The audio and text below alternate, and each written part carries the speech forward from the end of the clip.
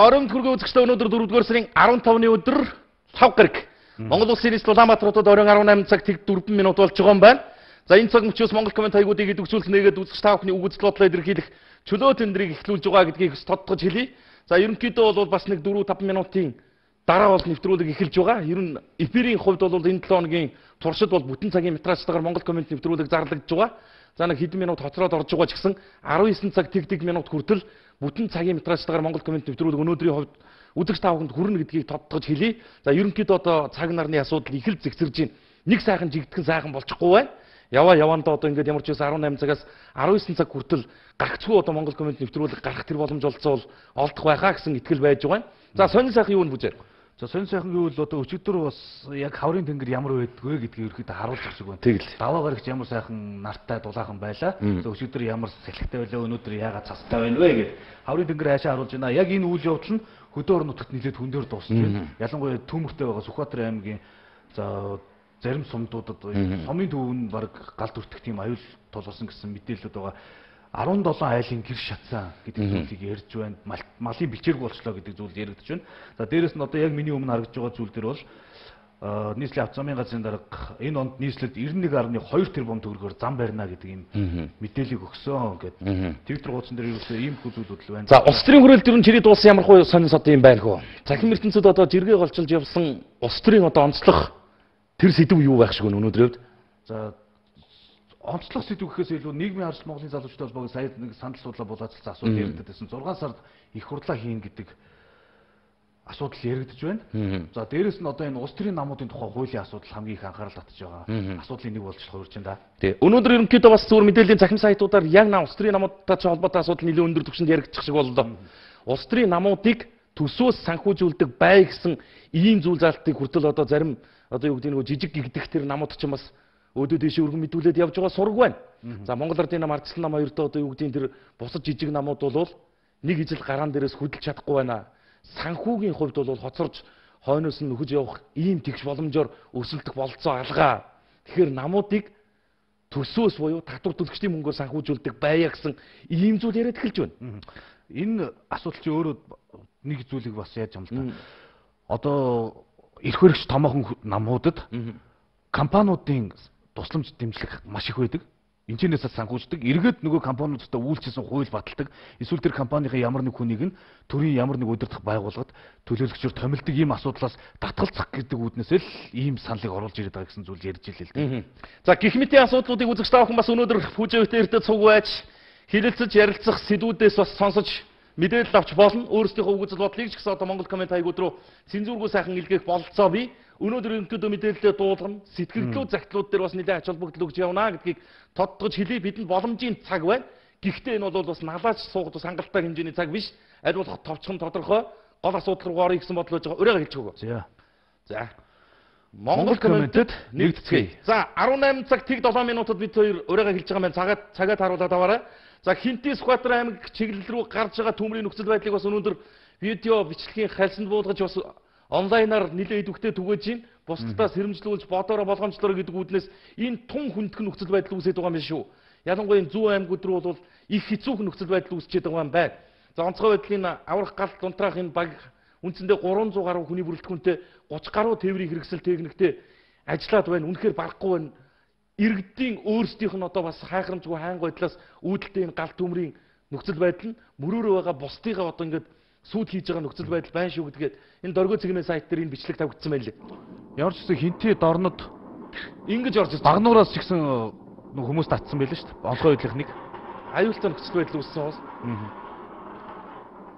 Ч одоо ингээд сумын төв рүү бүрхээ ороод ирж байгаа.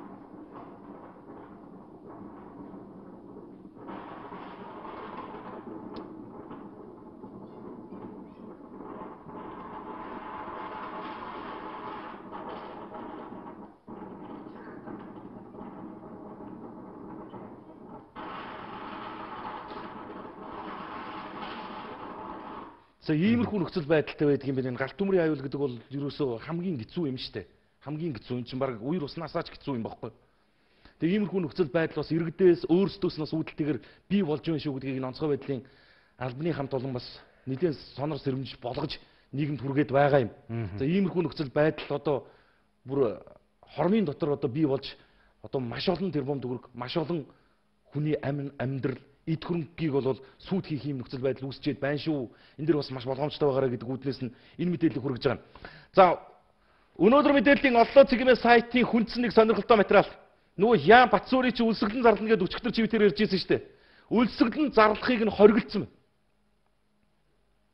Эрдэнэс 5 компани гүйцэтгэх захирал Батцуур цагдаагийнх 461-р ангид саатуулагдаад 2 сарын хугацаа өнгөрч байгаа. Түүнийг Батлан даалтад гарч хэрэгээ шалгуулах хүсэлтэй байгаа талаар өмгөөлөгч нь удаадараа ярьсан. За энэ тухай хүсэлтэд шатчатны прокурор шүүхэд 5 удаа гаргасан гэдэг гэвч татгалзсан хариултуудыг аваад байгаа юм байна. Аргагүй эрхэнд орсон тэрээр үлсгэлэн зарлая гэдэг ингээд хүсэлтээ өгсөн чинь үлсгэлэн зарлахыг нь бол албатан хоржиж байгаа юм байна. За ингээд нэгдсэн үндэсний байгууллагад одоо хүний эрхийн байгууллагуудад хандна гэдэг мэдээллийг өнөөдөр оллоо цэгмэнийхэн олон нийтэд танилцуулж байна. Энэ үлсгэлэн зарлахгүй байх нь одоо бас хоригддаг тийм юм байдаг юм байна. Цагдаа өргөдөв дотор. За ястаа мэдгүй тэрийг чинь уулын тэгэл үлсгэлэн зарлуул зарлж байгаад эрүүл мэндийн үйлчлэгт орж байгаа тэгэл шууд зарладаг л асуудал байдаг үст. Харин тэгээд эрүүл мэндийн байдал нь бол үлсгэлэн зарлахыг бол даахааргүй байгаа гэж хэлээд ингээд хоригддаг юм байна. Тэгэхээр хоригдж бас болтгол байх нь л дээ. За энэ мэдээлэл бол оллоо цагийн сайт дээр байж байгаа. 24 цагийн сайт дээр энэ мэдээлэл гарч ирсэн. Иргэний эсхийг ерөнхий газрын ажилчид хулгайн хэрэгээр шалгагдж байгаа. Арайч дэндүү энэ манайх. За юу болох вэ? Юм баггүй. Иргэний эсхийг ерөнхий газрын ажилчид бусдын үн тэтлэлийг хулгайсан хэрэгээр цагдаагийн байгууллагад шалгагдж байгаа жээ. 2 дугаар сарын 28-ны өдөр өндөр настай нэгэн зорчигчийн алт мөнгөн эдлэлээ хийсэн зүйл нь алга болсон байна. Энэ асуудлаар иргэний эсхийг ерөнхий газрын ажилчдыг шалгаж байгаа тухай их сурвалж мэдээллээ. Мөн өнгөрсөн 2 дугаар сарын сүүлээр Улаанбаатараас Бээжин рүү ниссэн Оомонгоцонд 30 гаруй бууны сум шалгагдаагүй явуулсан байсан гэж. Монголын онгоц бууны сум тээвэрлэж ирсэн гэдгийг Бээжингийн нисэх онгоцны буудлынхан хяналт шалгалтаар илрүүлсэн байна. Ийм зорчигч бууны сум авч явж байгааг огт шалгаагүй нь асуудал бас дагуулж эхэлж байна гэж. Онгоцонд одоо 30 ширхэг сум аваа явчихдаг. Мэддэггүй. Тэг мэдэх юм бол дэндүү сайн мэддэг. Нэг иргэний чамдаанд одоо нэг юу гэдэг нэг 2 аймагны ганц бөгжөө хийцэн тэр савыг бол дэндүү хурдан сайн олддог. Зорчигчийнх бол эд зүйлсийг хулгайлж байгаа бол энэ Монголын иргэний хэсгийн салбар бол уучлаараа энэ дэлхийд одоо булаагаад дэлгэхэд ийм үйлдэл шүү. Цагдаагийн байгууллага шалгаад одоо үнэн мөний нийтэд мэдэгдэнэ байлгүй. За өнөөдрийн нэг түүцэл эрхлэгч иргэд бас хэвлэл мэдээллийн хэрэгслүүдэд хандлаа тийм ээ. Чи энийг сонсов. За. Хотын даргын захирамжийг буруугаар ашиглаж шахааны бизнесийг цэцгэлүүлээд байна уу гэсэн гарчгандор өнөөдөр дөргигийн хүндсэн нэг сэдв байна лээ. Хотын даргын нийслэлтийнхаа өнгө үзэмжийг сайжруулахад хөдөлмөр хүчээ зарцуулж байгаа. Түүнийг энэ хөдөлмөр хүчийг нь үнэлэх нь мэдээж зүй ясны хэрэг.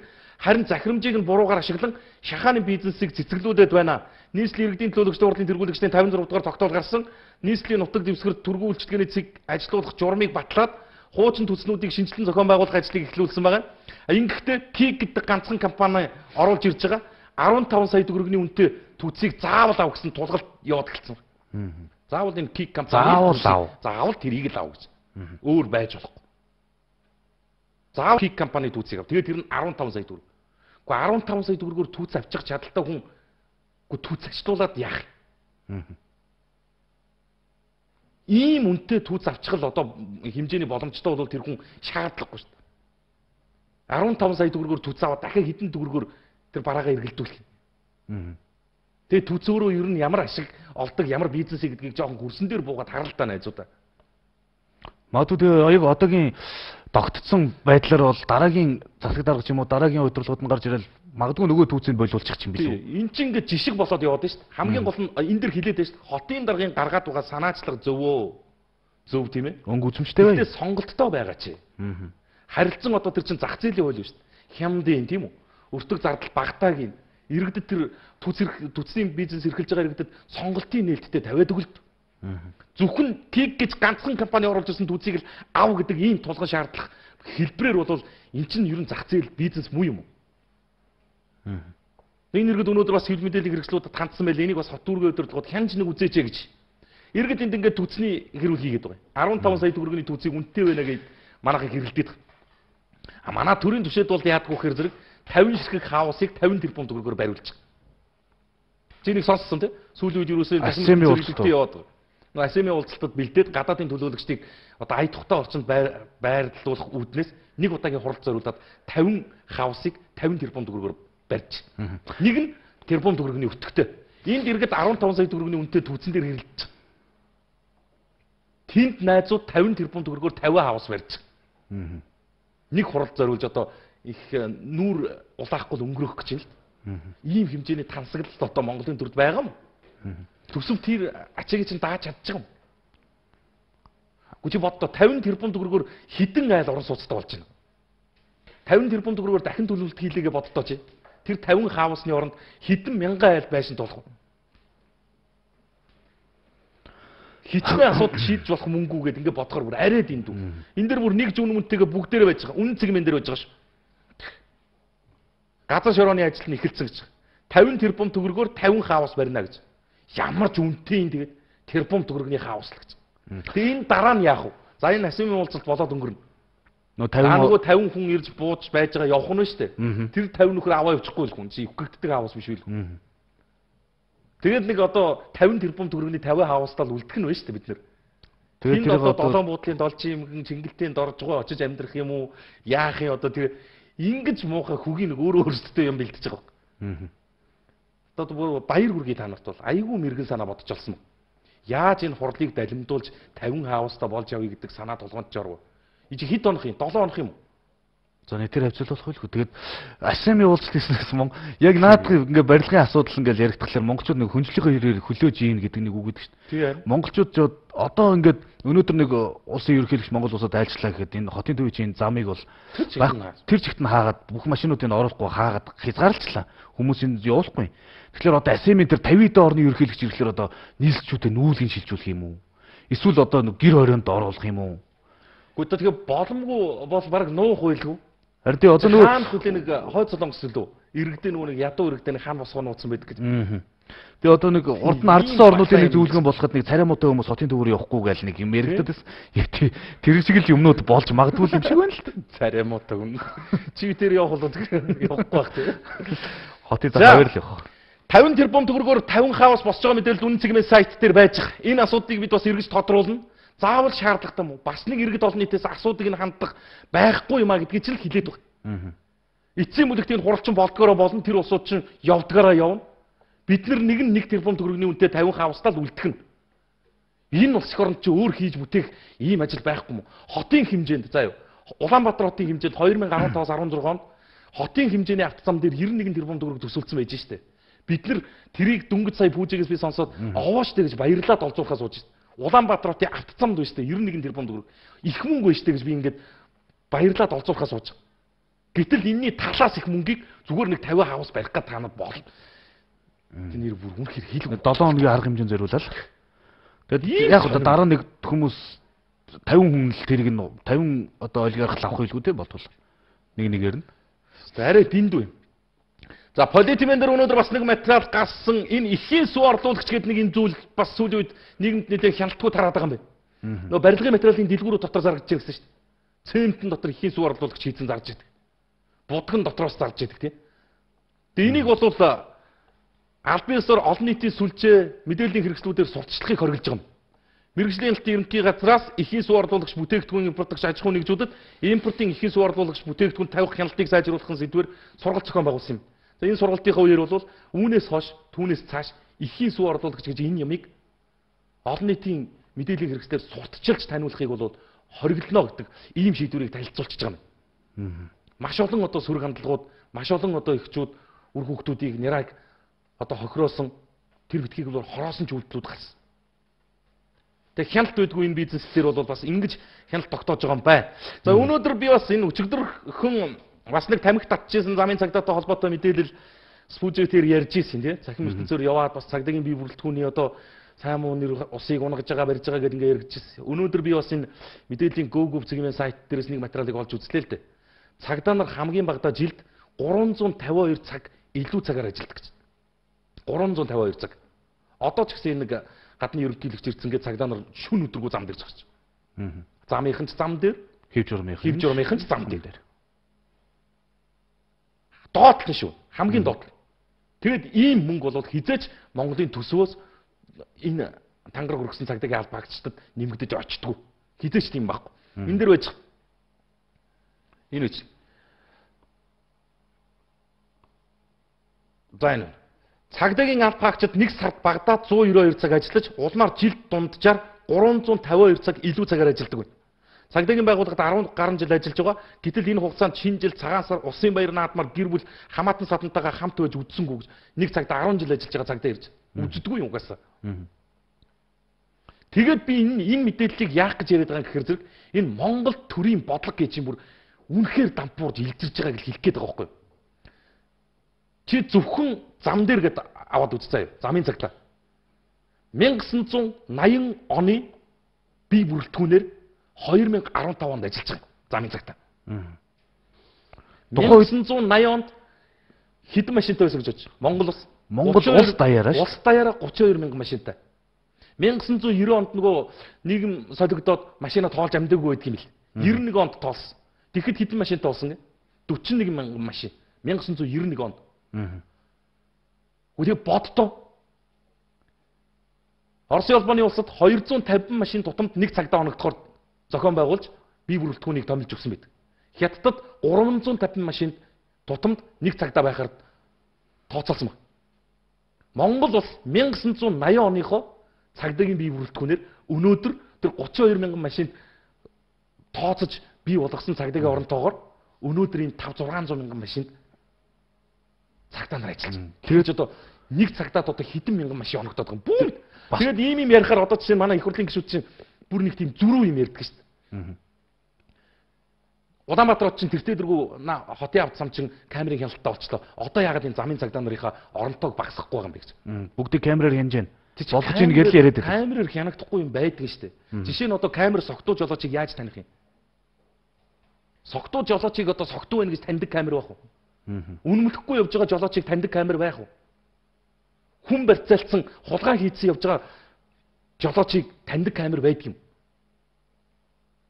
Тэгээ ийм нэг эргүү зүрүү юм ярьсаран байгаад эцсийн дүнд нь тэр улсуудын санаархал нь биелсэн байхгүй хамгийн хөгийн. Монгол улс замын цагдаагийн албаа татан буулгаж чадсан. Тэгээд эргээд Монголын замын цагдаагийн газар тасан буугдаад дүүрэг өдрөө харьяалалаараа нэгдээд бодлого нь задраад эхэлсэн чинь зам тээврийн ословоор шууд өсөж эхэлж байгаа. Хүний амины үнэтэй, хүний эд хөрөнгөний үнэтэй өөрчлөлтүүдийг бид нар хийж болохгүй байхгүй. Тэгээ юм байдаг юм байна. Цагдаа нарыг бол дандаа тэгж усна үнэхээр муугаар ярьж улын шагаах нөхцөл байдал байдгүй юм байна. Эдгээр ч өөрсдөө ийм нөхцөлд, ийм орчинд ингэж ажилладаг юм байна шүү гэдгийг иргэд бас зүг зүйтэйгээр ойлгоод авчаасаа гэсэн ийм бодол байгаа юм зүгээр. За сэтгэлээ болох уу? За тгийх үү. За ер нь түүцийг болох хэрэгтэй. Ариун цэврийн шаардлага хангадгүй худалдагч нь гараа угаах, бие засах газаргүй түүцнийг байхгүй болгоё. Тэглээч гэж хинч хохирохгүй дутхгүй гэсэн түүц тамхи ширхлэн зардаг гол газар ялангуяа автобусны буудлаар гудамжийн гол шахуу тавьсан түүц байх шаардлагагүй гэсэн зүйл байна. Ногоон гэрэл асаад хаазаа гიშх ганц хор мөгөлдөө жолооч нараа хөдөлгөөндөө соёлтой оролцгоё гэж. Ногоон гэрэл асангууд бүр тэр арын машин сигналдал ингээл нэг тийм бэрхшээл байгаад байдаг. Яг ингээ бэлтцсэн байт юм шүү. Ингээл. Тэгэл ногоон асангууд л дардаг. Асангууд л гэж яг асхын ингээ бүр тоолж байгаа дардаг юм шүү. Харин энд чинь тийм хаазаа гიშгээд замын хөдөлгөөнд оролцоод ингээ явдлаас нэг хэдэн секундын хугацаа байгаль. Тэгэд хойноос нь ингээ сигналдаад тахлаар бүр удаа явмаар санагдаад тах ингээ дөрөвнийг жиргээ явчихсан бас. За сайн байна уу бэлгээ бүжи хоёроо энэ түүмэр ямар хэцүү юм бэ? Улсаас нисдэг тэрэг явуулж болдггүй юм болов уу? Дээрээс нь иргэд ард түмэн минь бид өөрсдийн эх орон газар нутгаа хайрлаж хамгаалахгүй юм бол хэн хамгаалах юм бэ? Өөрсдийн эх орондоо илбэрэлтэй байхгүй бол дээр суусан 76 толгой өөртөө сайхан амьдрахаас биднийг хайрлахаа мэдэхгүй. Их нутгаа зарж үрж ухаж онгоцгоос өөр юм мэддэг юм уу наад хитэн толгойч нэ гэсэн зүйл байна. Очид төмөр унтраацгаая гэсэн уриалга явж байна. Цэвэр сүүгээ хэргэлцгээе гэсэн байна. За энд юу гэж байна вэ?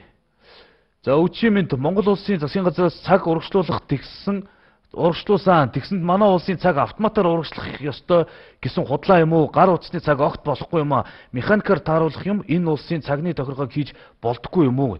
Цаг урагшлуулсан чи одоо нөгөө нэг янз бүрийн онлайн ертөнцид чинь оруулсан сэтгэл постууд чи ерөөсөө нэг цагийн өмнө оруулсан болж хувираад байлаа шүү дээ.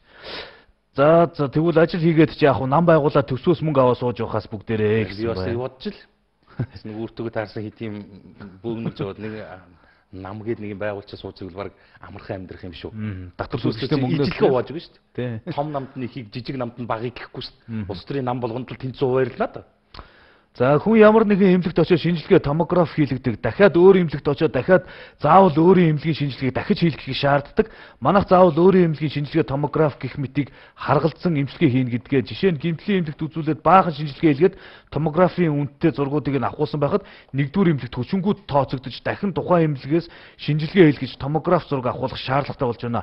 Улсын болон хувийн баталгаад лабораторид хийлгэсэн шинжилгээ болон зураг нь аль ч эмнэлэгт хүчин төгөлдөр үйлчлэхгүй байгаа нь ямар учиртай юм болоо гэсэн байна. За ханы материалын 6 дугаар орны ГГ 6 сөөх арай хитрхи юмаа захиргааны шийтэнд яаралтай их засвар хийхгүй бол олон хүний амь нас эртэх аюултай гэсэн галын дүгнэлт гарчаад 8 сар өнгөрч байхад юу ч хийхгүй байна. Мөнгөгүй гэх юм аа гэж. Олон хүний амь насанд зам хийсэн байна гэж дүгнэлт нь гарсан ба шүү дээ. 8 сар юм. Тий. Тэгээ одоо энэ шийт янзлах мөнгөгүй болохоор тэр хүмүүс өгөх юм байна тийм үү? Одоо мөнгөгөөс болоод өгнө. За 18 цаг 25 минут болж байгаа юм байна үзэгчтэй. Хэсэг гормын реклам сурчлагыг үзээд иргэд студид холбогдно. 19 цаг тэгдэг минут хүртэл Монгол комент нэвтрүүлэг үзэгч та бүхэнд хүрнэ. Нэвтрүүлэг рекламны өмнө нэг зүйлийг тодтогч хэлье. Ойр хавьд чинь им тангийн хайрцаг байгаа бол эцэгчүүдээ болгоомжлоорой. Хоёрхан настай хүүхэд 40 ширхэг им ууж амь насаа алдах шахсан байх шүү. Тэгээд энийг эмчнэр бас хурдан шуурхай ажиллаж амийн аварсан байна. Чихэртэй андуураа 40 ширхэг им уудсан 2 настай хүүхдийн жишгийг бас бодоод бусд нь бас болгоомжлоорой гэж ялангуяа залуу эцэгчүүдэд бид сануулж анхааруулж хэлэх гэсэн. Сувга битээс олоорой. Эргэж студидтэй уулзъя. За хамтдаа баярлалаа үзэгч 18 цаг 37 минут. Одоо үндсэндээ нэвтрүүлэгтэн чинь 23 орчим минутын хугацаа үлдэж байна гэсэн үг байна тийм үү? Боломжийн цаг байгаа 19 цаг тэгдэг минут хүртэл үзэгч та бүхэн бидэнтэй хамт байж болно. Монгол комент хаягууд руу яг одоо санал сэтгэлээ бичээд байгаарай. Үзэгч та бүхний сэтгэгдлийг, загтлыг одоо уншиж эхлэх цаг байж байгаа шүү гэдгийг бас тодтогоод хэлчихье. За юу яа идэх вэ? Санал сэтгэгдэл рүүгээ орохоос өмнө бас нэг өчигдөр нэг өрмийн мастрын бичлэг би үзүүлж байсан шүү дээ. За. Өрнөөс өрний хооронд гээд. Өрнөөс өрний хооронд амьдарч байна. Монголын төрийн түшээдийг бүр нэр цохоо зарим нэг улсуудыг хилцсэн байсан шүү дээ. Энэ төр нь өөрөө иргэдийнхээ амьдралд нь дарамт болтгоо болооч. Ажил бүр хайж нэг ажил олдохоор тэрийг нь зогсоочдөг ийм хэлбэрээсээ татгалзаач гэдэг нэг өрмийн мастер залуу ирсэн. Энэ нийгэмд бас нэлээд давуулгаа болчих. Өнөөдөр одоо мэрэгжил нэгтээ хамт найз нөхдүүд нь одоо таньж мэдэх улсуудаас нэхлээд ерөнхийдөө энэ давуулгааг цааш нь дэмжийе. Төр хувийн хвшлийн үйл ажиллагаанд цаад болдог, чөдөрлөдөг энэ асуудлаас татгалзаач гэсэн санаачлагуудыг яриад эхэлж байна. Өнөөдрийн дараагийн нэг залуу хин гэдэг залуу. Би эрдэнэгээр нартын өчтөр хэлсэн мэдгийг уншаад эрдэнэгээр нартын найзууд би одоо зөвхөн алхам хийлээ гэж бодож байна. Үнэн шүү дээ. Та нар тэр 5 толгой эцэс байдлыг оюутлогоо хиний юм хинээс харамлаад та нар ингээ хориг тавиад тэрийг ажиллуулаач дээ. Ганбаатараа асалнаа тэр уянга миний юм битгий. Та нар биднэрт ажил олж өгөөгүй.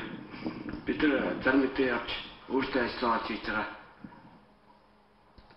Та нар эрдэнэ над чиг гэр оролт амьдраад үз. Үсээд үз. Та 2 хоног үсээд үзлээ. Бид нэр 9 жил үсэж шít. Тэгэхээр бидний амьдралыг шалгалтаа тань. Нэг бол та нар бидний бүгднийг тэр солонгос гаргаад тэр сая гарын төрний ажил хийдэг тэр найрж идэх болтой. Бид тэр ядч чинь туйлд чинь. Та нар үсээд үзээрэй. Та нар биднэрт ажлын байрыг хангаад очих. Та нар тэр их хурлаар ээдэж уудаг, ялгал авдаг. Биднэрт огт пад алах. За тийм болохоор залуучуудаа, монголчуудаа биднээс нацэг зөвхөн мэдээлэл ажлаас гарсан хүмүүс бүгдээрээ нэгтгэсэн. Би үрд 7 хоногийн өмнө ажилласаа халагдчихад одон мэтэрлээд явж байна. За ингээд ажлаас халагдсан залуучууд, ажилгүй болж байгаа залуучууд ямар ч байсан уулуурхай салбараас эхлээд эвсээд нэгдээд эхэллээ л. Ямар нэгэн байдлаар одоо нийгэмд эмх цэгцгүй байдал үүсэх гэсэн өдөөнд өрхөрсөн иймэрхүү ингээд зүйлийг ярих гэж байгаа юм биш. Жагсаал цуглаалд уриалан дуудаад байгаа ч юм биш. Ер нь бол эхний ээлжинд бас ажилгүй болсон, ажилгүй болж байгаа, ажлаасаа үнэлэхгүй халагдаж цомгтогдож байгаа. Энэ одоо ажиллаж исэн компаниуд нь хаалгуудаа барьсан энэ байгууллагын залуучууд нэгдэж нийлээд ядаж энэ захин ертөнцөд эвсээд дараагийн ямар гацгаргал гаргазан байж болох нь гэдгийг ив зүгээр нь бас ярилцах ийм хэлбэрийн юмнууд бас санаачлагууд яваад эхэлж ич. Монголын төр үндсэндээ өнгөрсөн жил жил гарангийн хугацаанд 4,000 гаруй хувийн хвшлийн аж ахуйн нэгж байгууллагуудыг дампууруулчихлаа. Төрийн хүнд суртал, төрийн дарамт, татварын дарамтыг тэрч дийлэлгүй 4,000 компани үе таалга барьсан. Эдгээр байгууллагуудаас хэдэн зуун мянган залуучууд годамжинд ажилгүй болж гарч. Одоо ингээд янз янзын төсөл хөтөлбөрүүд явуулах гэхээр улс төржүүлээд гацгачдаг. Ингээд нөгөөтгөө хүлээж жагаад бүр түрүү чинь 2 жилийн өмнөөс ажилчтай халаад эхэлсэн. Сүүлч нь одоо 7 хоногийн өмнө хэд энэ залуу ажлаас халагдсан годам метрлээ явж ийн гэж ярьж байгаа. Ард иргэдийн амьдрал ийм л байна. Одоо тэгэл нэг ерөнхий сайдчныг сони мэрэд шүү дээ. 5-7 гэрээ хилцээтэй холбоотой асуудал яригаараа иргэдэд хувьцаа өгнө гэж. 100 мянган төгрөг тарааж гэх шиг. Популист амлалт өөрснөө хийгээд хэлсэн шүү дээ. 100 мянган төгрөг хэн авъя гэсэн. Ажилтаа монголчууд одоо 100 мянган төгрөг ерөнхий сайдаас нь хийдэг юм. Ажлаа хийгээл гэж шүү дээ. Ажилтаа баймаар байна. Тогтмол ажилтаа баймаар байна. Тогтвортой ажилмаар байна. Ийм л юм хүсэж байгаа шүү дээ. Хин сайхан бэлэг ерөнхий сайдаас 100 мянган төгрөг өгөх гэж хэлсэн юм. Одоо энэ авилгалын сүлжээ нь сүүлдээ явсаар ард иргэдийн авилгаддаг хэлбэр рүү үрж шүү дээ. Энэ зүгээр одоо юу гэдэг иргэдэд 100 мянган төгрөг тараана гэдэг Монголын ард түмний 3 сая ард түмнийг авилгаж байгаа хэрэг мөн үү? Тэгж үзэгдэхээр ийм нөхцөл байдал үүсэж штэ. Тэгээ ийм санаачлага ийм залуучуудын нэгдлийг бол дэмжинэ. Зүгээр ямар нэгэн байдлаар одоо буруу зүйл их муухар ухаанаар битгий асуудалд хандаарай гэдгийг би бас энэ тий одоо энэ хогорсон ажилгүй төрөлгүй болсон бухимдаж явж байгаа энэ олон залуучуудад хэлмээр байгаа. Ямыг ивэр шийдэх боломж олцоо арга хэлбэрийг айл болох нэм дөрвөнд нь бодож баримталж яваарай л гэдэг ийм л захиасыг л хэлмээр санагдаад байгаа. За би сэтгэлдээ унших цаг байна уу байна гэж 20 минут байна. За хятад машинууд хот хөдөөгийн замыг эвдэд дууслаа. Зам тавиад хэрэг алгаа явахыг нь болиулах хэрэгтэй. Явууллаа гэхэд цагийн хязгаар явах замыг нь зааж өгөх хэрэгтэй байна гэж байна. За оюу толгой 5 толгой удахгүй бол ухахгүй бол өгчих гээд байгаа юм шиг л байхын. Агаар ус газар шороогүй бол яаж амьдрах гээд байгаа юм болоо. Газраа ухаад зөв юм болгож чадахгүй бол ухахгүй байсан дээрээ гэж байна. Ажилгүй болсон хүмүүсийн өмнөөс харамсаж байна. Гэхдээ наа залуус чинь гараад ажил хийвэл ажил байна штэ гадуур гэсэн байна. За 5 онтой гэр дотор бараг 5 ам бүл амьдарч байхад 50 тэрбумаар 50 хаус барина гэд ичхгүй ярьж суудж байдаг. Юу боддог хүмүүс юм бол доо. За тоорт ажлын амжилт хүсье. Төр улс төм олон амгалан байгээ. Муу юм болгон аяанда байхгүй болно. Монголчуудаа зөв бодолтой байя. За Чехийн элчин визний ярилцлаганд орох цаг авч чадахгүй сар гарan боллоо. Онлайнаар авдаг болсон байна. Өдөр шөнөгүй бүтэн сар гарan суугаад цаг авч чадахгүй байна гэд. Тэгээд кодыг нь үхийгээл та хэдэн 7 хоногоос дахиж хийж үзнэ үү гэж гарч ирээд байгаад байгаа юм байна. За өнгөрсөн аварт Оронгов аймагт гарсан шүлгийн өвчтний дайчилгаанд устгалын цэгт ажилласан хүмүүсийн томилолтын мөнгийг хизээ өгөх юм болоо. Мэдээд өгөөч ээ. Тэр хүмүүс чинь нүцгэн гараараа устгал хийж байсан хүмүүс шүү. Ингээд нэг юм балаа юм л яваад битгий хөгийн хүмүүсийн ажлын одоо чинь энэ улс орон дээр галт үмрийн ийм аюултай нөхцөл байдал үүссэн. Өнгөрсөн жилийн шүлхийний ажилчдын томилтыг өгөхгүй бол өнөө жил тэрлүүд сайн дураараа явах юм болдох юм. За сайн уу орой мэнд би Баханга дүүрэгт амьдардаг. Баханга налах дүүргийн эрчим шугам гэж ихээхэн хүн сурталтай газар байна. Манай найзууд байрнуудын бодвол засвар хийж жижиг бизнес үйлчлэгээр эхлэхээр янзлаа захилгааны холболт хийлгэхээр эрчмийн байгууллагад хүсэл тавихад холбож өгөхгүй 10 сар болж байна. Энэ орцноос нь болохгүй заавал 50-аас 100 метрт байгаа трансформатороос тусгай шугам татаж ав гэх юм аа гэсэн байна. Орцноос нь татаж авч болохгүй л гэж байгаа шиг байна. За хит хэдэн асуудлыг хөндөж ярья. Начин зан ламбард ард түмнийг арай хэтэрхий шулж байна. Хүүн 500-аас 1000-аас дээш 4% байсан одоо 7% болж өсгсөн байна л гэж байна. За заавал уншаад өгөөрэй. Болгоомж хаанч хэрэгтэй шүү. Битүү тогоо гэдэг зүйлээс ангижирмаар байна. Мэдээл уншихаар л түлэгдсэн өр үдмөр нэл хүүхдүүд гарах юм а. Хүүхдүүдээ сайн харж болгоомжтой байгаа ч аав ээж нараа гэж байна. За энэ нэг загтлыг би яаралтай уншаад өгч өгөх үү? Өндөр настан иргэн бас одоо имлэг энтрээр явж хагаад бичвэрлэмтэй ажижээ. Зайсангийн Улаанбаатар сувлын хажуу байрнаас 1-р эмнэлгийн үүдэнд буусан таяг тулсан 70 гаруй настай хөгшин хард сүнхтэй эмнэлгийн карт эрентгийн зургуудаа мартаад буудсан тул таксины жолооч 9936 7122 дугаарын утсаар холбоо барьж тусална уу? Карт нь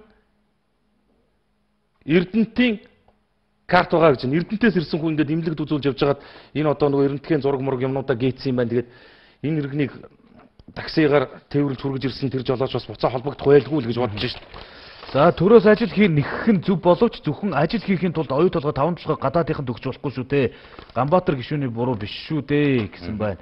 3 жилийн өмнө манай ах Солонгосоос ирэхдээ 7 сая вон чемданда хийгээд Монголын нисхийн гайлаас алдсан юм а. Камер дээрээс шүүлэхэд ахын минь чемдан цаана гацчаад байгаад байсан. Хичнээн заргалдаад явсан ч огт нэмэр байгаагүй. Нисэх гайлынхан бүр сурсан байдгийн байна лээ гэсэн зүйл яригдчих байна. За сайн байна уу та хоёрт өндөр амжилт хүсье. 100 ойл байрлах хятадын чулууны үйлдвэрт ажиллаж байгаа Монгол ажилчдын эрх маш ихээр зөрчигдөж байна. Хөдөлмөр хамгааллын хувцас муу бохир орчныг орчинд ажилуулдаг ажилчдаа нийгмийн даатгалд хамруулдаггүй. Монгол ажилчдынхаа эрхийг хамгаалаач. Хяналт шалгалт байдаг бол очиж шалгаач. Тэд арга гэр амьдралаа авч явж байгаа олон залуучууд амьдрахын эрхээр ажилласаар л байна гэд.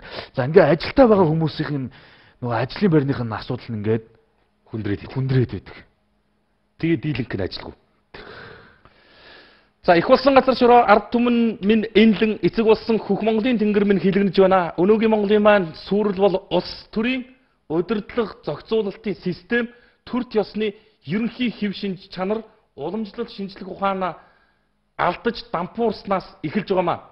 Нөгөө талаас үндсэн хуулийн академик алдаа бий болж байгааг энэ жишг харуулж байна. Өнөөдөр толгойг нь илж байгаад тархийг нь сорчихсон учраас биднийг бас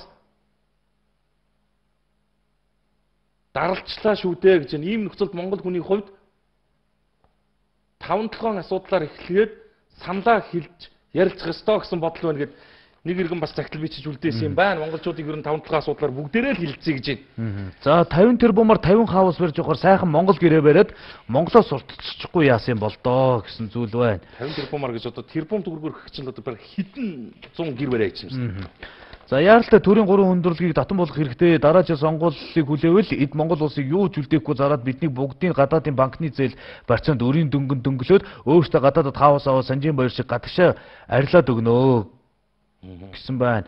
Орой мэнд түрүүн ярьсан салыг дэмжиж байна. Гал унтраахад туслая монголчуудаа биднээс Монгол нутгаа аварцгаая. Тэхүү хоёроо гал төмрийг унтраахад туслая монголчуудаа гэсэн байна. Хамгийн наазах нь гэхэл одоо хөдөөхээр хураашилт үед тамхиа ядаж татсан бол нэг сайхан нам унтраадаг байдлаасаа л эхлэх ёстой болтой их оронч байдал юм байна шүү дээ, тийм ээ. За оюутны 70 мянгаыг болжижаа тэр мөнгөөр энэ галаа унтраацгаая гэсэн байна. За энэ өдөр минь төргий энийг зогсоох арга байна уу? Зээлийн хажуугаар жилд нэг удаа дарамт болох юм а. Банк зээл авсан үний дүнгийнхаа 1% даатгал гэд зээлэн дээрээ дарамт учруулах юм, жил болгон даатгал гэд байх юм. Энэ асуудлыг ажил хэрэг болгоод бойлуулах талаас нь шийдээд өгөөч. Ганц би хийж байгаа боловч Монголын ихэнх ард түмэн ийм ачаа үүрч явна. Энэ бол мөнгө угааж байгаа асуудал шүү. Хариу хүсье. Жишээ нь та 100 сая зээл авлаа гэж бодоход та зээлээ сар бүр төлнө. Ингээд жил болгоод таныг даатгалтаа төлгээд жилд нэг удаа зээлээс чинь гадна 1 сая төгрөг аавна гэсэн үг. Төлөхгүй гэвэл зээлээ туслана гэд дарамтлах юм а. Энэ бол мөнгө угааж байгаа арга хэлбэр юм а гэсэн зүйл яригдж байна.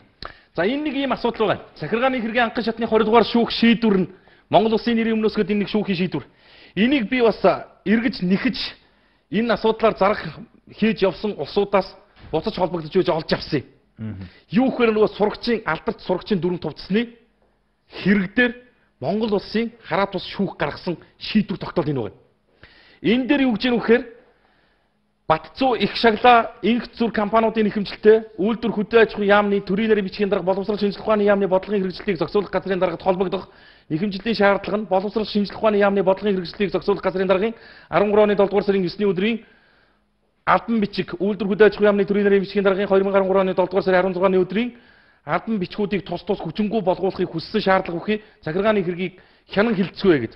Ингээд энэ хэдэн хуудас захиргааны хэргийн шүүх энэ тогтоол дээр тогтоол нь гараад ирчихэж байгаа. Өрсөлдөөний тухай хуулийн 13 дугаар зүйлийн 13-2-5, 13-2-7 заасныг баримтлан нэхэмжлэгч Батцуу их шаглаа инх зүр компаниудын гаргасан нэхэмжилтийн шаардлагыг бүхэлд нь хангаж боловсрол шинжилх ухааны яамны бодлогын хэрэгжилтийг зохицуулах газрын даргын 13 оны 7 дугаар сарын 9-ний өдрийн 4-ийн 39-31 дугаар албан бичиг үйлдвэр хөдөө аж ахуйн яамны төрийн нарийн бичгийн даргын 7 дугаар сарын 16-ны өдрийн техник 26-93 дугаар албан бичгүүдийг тус хүчингү болгосгоо гэж.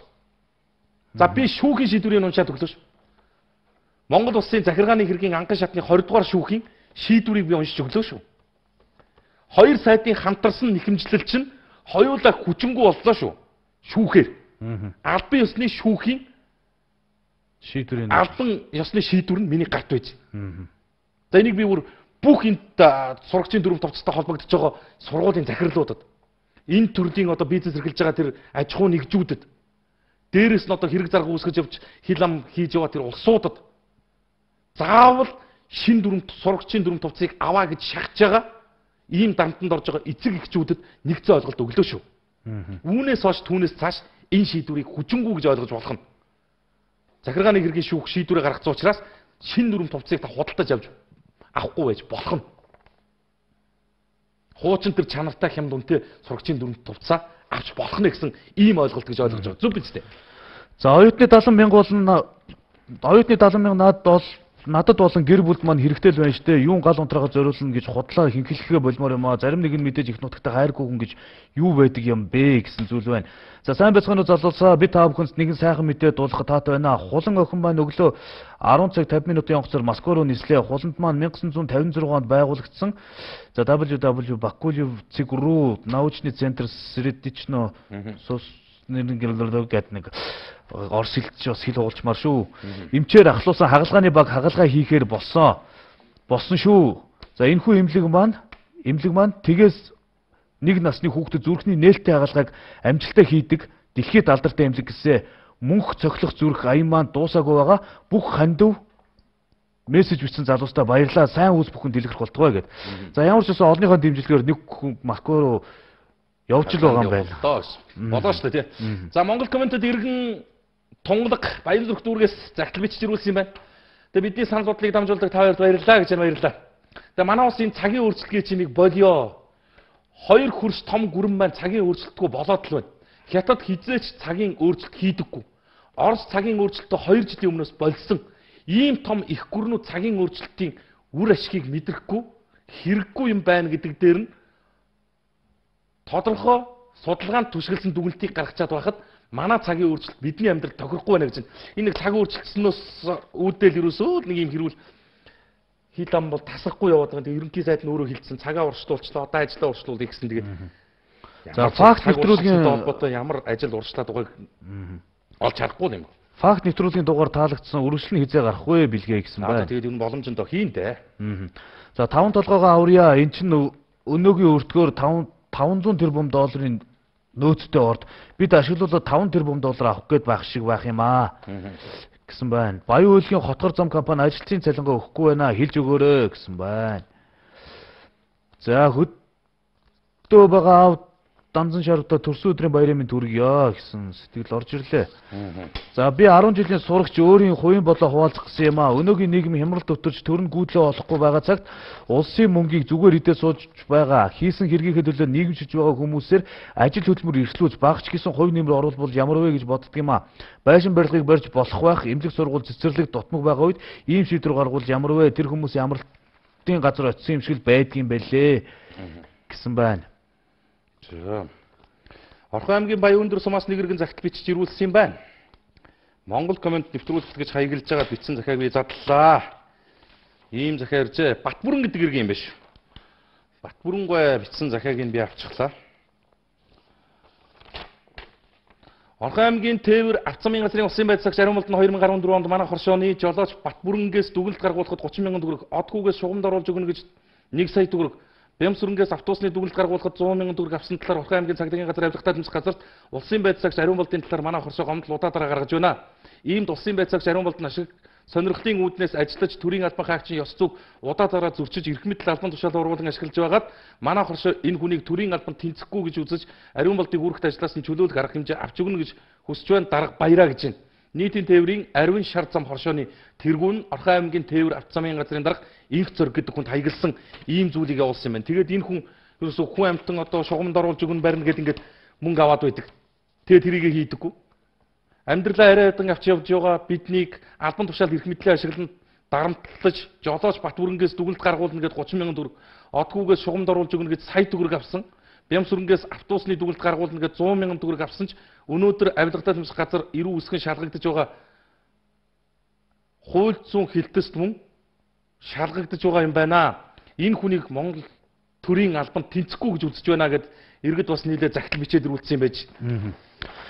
За төрийн албанд төрийн албан хаагчид хүртэл 20 гаруй жил ажилласан хүний ажилгүй болгоод нэг намын нөхрийг аваад байх юм аа гэсэн байна. За сайн уу хоёроо 70 авч байгаа эрэгтэй оюутнуудыг төмөр унтраах ажилж явуулбал яасан бэ гэсэн байна. Бас бодвол бодтол юм. Сайн байна уу төрийн албан хаагчдын хүн сурталыг халмаар байна гэж байна. За энэ түүцийг хэдэн цагийн үед атсан юм болоо. Одоо манайх Жоков дээрээс ачуулсан түүцээ 300 мянган төгрөгөөр аавн тэр мөнгө хаашаа орох вэ? Энэ ард түмэн чинь яаж амьдрнаа гэсэн баг юм. Түүц ачсан тоглолоор мэдээлэл явууг баха тий. Хэдэн цагийн үед мөд гэсэн зүйл байхгүй. Тийм мэдээлэл нь бол байхгүй. Тэгтээ энэ ч нөгөө машин ачхад нэг 60-70 мянган төгрөг авдаг ш. Тэрнтэй адилхан түүц ачхад 300 мянган төгрөг авдаг юм байна. Тэг тэр мөнгө нь хаашаа ордог яадаг нь мэдгүй. Харин юм болго ерөөсө хөдлөх нуглаа болгон дээр л мөнгө. Үн түүхт бол. 100 айл барилгын материал хизээ хотоос гарах юм болоо. Тэр лөөл болсон бах уу. За Дархуул аймаг шүүхийн шийдвэр гүйцэтгэх ерөнхий газрын харьяа 435 дугаар анги Дархан сум Бямб сүрэн гэдэг иргэн байна. Монгол коммент нэвтрүүлгийн хөтлөгч Билгээ Пүүжэ нарт гээд хаяглаад нэг захиа бичиж ирүүлжээ. За Монгол коммент нэвтрүүлгийн Билгээ Пүүжэ хоёртоо 435 дугаар ангийн Ялтан Бямб сүрэн загтал илгээвэ гэж байна. Та хоёртай ажлын өндөр амжилтыг хүсэн өрөөж мэдчлээ. Би тус хорих ангид 2013 оны 12 дугаар сарын 2-нд ирсэн. Миний бие эрүүгийн хуулийн 146 дугаар зүйлийн 145-ын 2-оор 6 сар чанга дэглэмд ял эдлэхээр шийдгүүлсэн юм аа. Хуулиараа бол нийт ялынхаа тал хувийг эдэлсэн бол өөрөөр хэлбэл 1 жил 3 сарыг биеэр эдэлсэн тохиолдолд гарах магадлал болон дэглэм буурах магадлалд орох хэрэгтэй болдог гэсэн. Гэхдээ ял эдлэх хугацаанд гаргасан зөрчилгүй байж ямар нэгэн хохирол гомдлыг бүрэн буюу хэсэгчлэн төлж барагдуулсан байх. Засрал хүмүүжлээ олсноос зам байдлаараа харуулсан байх зэрэг шаардлагууд тавигддаг ба миний бие дээрх бүх болцлыг хангаж байгаа юм аа. Тийм ч учраас тус ангийн арга зүйн зөвлөл миний засран хүмүүжсэн зам байдлыг хилцээд дэглэм буулгаж жирийн дэглэмтэй хорих ангид ял эдлүүлэх нь зүйтэй хэмээн шийдвэр гарган уг шийдвэрээ 12 дугаар сар болон 15 оны 1 дугаар сард нийт 2 удаа танилцуулж өгсөн боловч Дархуул аймгийн прокурор даваа дулам нь ажлын хоног гэсэн шалтгаанаар 2 удаа татгалцсан хариу өгөөд байна гэж байна. За энэ үг нь бол их засраад одоо тэр дэглэм буурхал юм байна л да. Түүнээс тэр одоо бүр ял шийдэхдээ идэхгүй гэж байгаа юм биш үү. Тэгээд нэг энгийн дэглэмтэйч болох юм уу тийм хүсэлтийг ангийн одоо удирдлагууд нь энэ төр дэмжиж байдаг. Тэгээд прокуророор бас одоо баталгаажих хэрэгтэй байна л да. Тэр хүн бол буцаагаад байна. Энийг нэг дуулгаж өгөөч гэсэн юм байна. Ямар хүмүүст нь болохоор шууд уучлал өршөөлнө шууд яваал тийм бол тоо. За 5 шар тоглоомын талбай дээр хүн маань уцаа хайсныг олсон эмэгтэй цагдаагийн хэсэг дээр авчиад өгөөч. Гуй адилхан л үр хүүхдтэй үздэй гэсэн байна. За банкуд байрны зээл олохдоо дэндүү шалгууртай юм аа. Ялангуяа төрийн албан хаагч зээл авах ямар ч боломж алга. Залуучуудад болохоор цалин хөрөхгүй, настайнууд нь болохоор үхт өгсөн гих заалт хэлээд байх юм да. Юу гэсэн үг вэ? 1-2 жил гих амьдрал мэддэг хүнээр удирдуулах юмсан 8% зээлгээ шал худлаа ард түмнийг хуурах юм аа гэсэн байна. Төгрөгийн хажуунаад мөнгө цаас уулчлаа ажил хийж цалиа авах хэрэг алга. Би уг нь дундаас дээгүүрэл цалиа авдаг 2013-оос өмнө болоод байсан. Одоо хаанч хүрхээ байлаа. Энэ Монголд ер нь амьдрах арга алгаа яах вэ? Ганц амьдрах насандаа ингэж амьдрмааргүй юм шүү дээ гэж байна. За 8% зээл дээр нэрмэс болж байгаа зүйл яах аргагүй даатгал нэг авахтаа маш их мөнгө авдаг. Тэгсэн хэрнээ даатгалын компани дээд давхрыг айлд үйлчилдэггүй юм байна. Дээврээс ус гойцохоор нь даатгалаас мөнгө авах гэсэн чинь дээврийн усыг манайх хариуцахгүй гэсэн. Би юунд яах гэж даатгалын 240 мянга төгрөг төлөөд байгаагаа мэдэхгүй байна. Сард арай гэж сая төгрөг төлдөг гэж шүү. Гэхдээ тэд дээрээс нь ус ороод ирэхээр даатгал мөнгө өгөхгүй бол ер нь тэр байрны иргэн одоо юунд даатгалж байгаа. Одоо дээврээс ус гойцохлоор өгөхгүй гэж. Энэ нэг балаа энэ Монголын нэг даатгалын дээврээс ус гойцох юм бол өгөх юм байна. Дээврээс ус гойчод өгөхгүй юм байна. Ягаад гэвэл байглаас тэр даатгалын компани мөнгө олж авч чадахгүй. Муу заа амар юм байна тий. Тэгвэл дээд одоо чадахгүй бол даатгаж яадаг. Харин. За үзэгчдээ 19 цаг тэг минут болсон байна. Өнөөдрийн үед бас Монгол коммент нэвтрүүлэг бүтэн 60 минутын метражтайгаар үзэгч та бүхэнд хүрлээ. Маш олон иргэдийн сэтгэлдлийг уншсан. Гэхдээ бас маш олон иргэдийн сэтгэлдлийг уншиж амжсангүй. За өнөөдөр уншигдах үлдэж байгаа сэтгэлдлүүд бас маргаашийн дугаар дээр үзэгч та бүхэнд бас үргэлжлээ хүрнэ гэдгийг тодтогоо дуулгая. За ерөнхийдөө одоо энэ 7 хоногоос эхлээд ингээд өдөр тутам 60 минутын метражтайгаар үзэгч та бүхэнд Монгол коммент нэвтрүүлэг хүрж байгаа. Хангалттай юм байна. Цагаа бас үр дүнтэй зөв зохион байгуулад ингээд хэсэгчлээд ингээд асуудлуудаа ярьж хөөрөөд явхад бол боломжтой юм байна. Би ч гэсэн одоо өнөөдөр боломжийг хэдэн загтлын ард гарлаа. Хамгийн гол нэг зүйл бол энэ яригдж байгаа хэлэгдэж байгаа загтал сэтгэлдлээс үр дүн гарч үзэгдэх харагдахыг л одоо бид нэр хүсээд хүлээгээд байдаг юм шүү гэдгийг л дуулгамаар байна. За. За. Ураагаа хэлээд дуусахгүй. Тэгээ та. За. Монгол комментэд нэгтгэцгээе.